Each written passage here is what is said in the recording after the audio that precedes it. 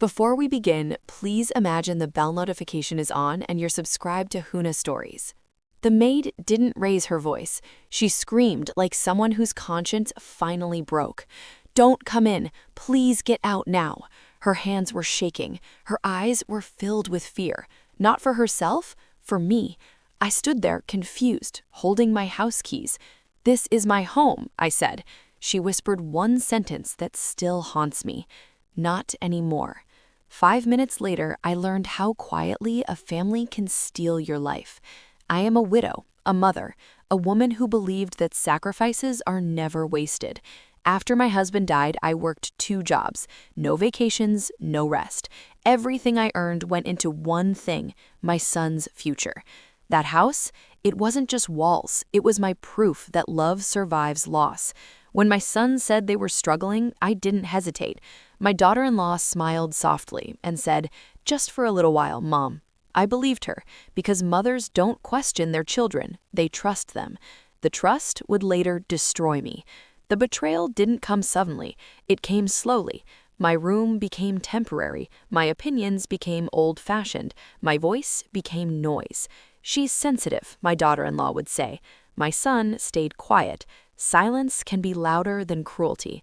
That maid had worked with us for years. She saw everything, the locked rooms, the late-night meetings, the documents. She once heard my daughter-in-law say, "If she finds out, we'll say she's confused." That scream wasn't fear, it was guilt. When she grabbed my arm, her nails dug into my skin. "Ma'am, please listen to me." They said, "If you come early, I must stop you." Stop me from my own house. My heart started racing, but I still walked inside. Outside the study room, I heard my son say, "She won't understand legal things anyway."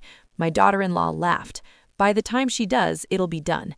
Those words aged me years, because in that moment, I wasn't a mother anymore. I was an obstacle. I opened the door, papers everywhere, a man in a suit, my house address written clearly. The man stood up. "I thought she knew," he said. My daughter-in-law snapped. "This house belongs to us now."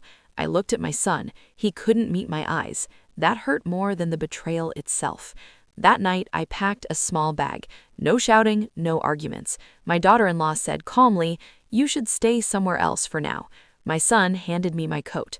I walked out. The door closed behind me, and so did my old life. On my friend's couch, I stared at the ceiling. I didn't cry loudly, I cried silently, because victims often blame themselves first. Maybe I trusted too much. Maybe I was too kind. That's how betrayal breaks you gently. The lawyer listened carefully. Then he said, "They forged your signature. This is elder abuse, and the law is on your side." For the first time in weeks, I felt human again. Every document felt heavy. Bank records, witness statements, the maid's testimony. She said I couldn't stay silent anymore.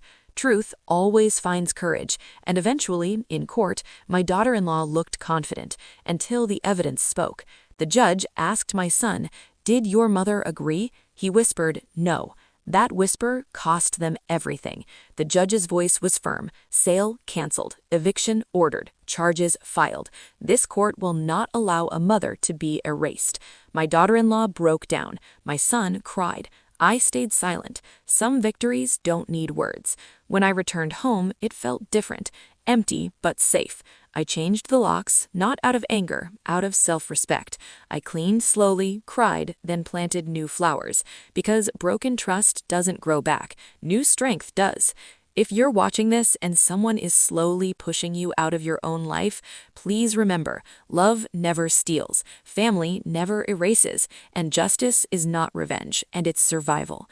The maid told me to run, but life taught me something stronger. Sometimes you don't escape betrayal.